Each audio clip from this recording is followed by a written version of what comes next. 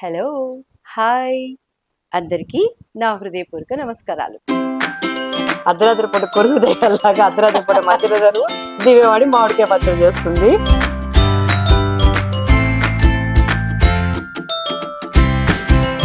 So అప్పుడులో మీరు తెచ్చే వంటలు ఎక్కువగా ఎక్కువ అడిగేది ఎవరు మిమ్మల్ని?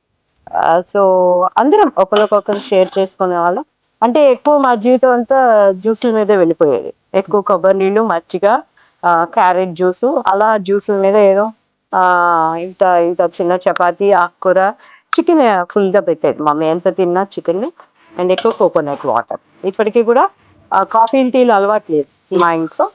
అండ్ మా అమ్మ కాఫీ ఇస్తే ఎందుకు అని తల్లి ఇచ్చి కాఫీ తాగకూడదమ్మా అలా చెప్పేది.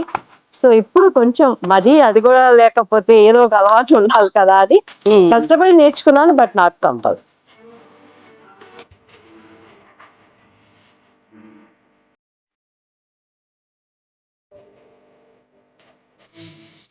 కలిసి ఉంటే కలిసి సుఖం మన పెద్దవాళ్ళు చెప్పారు.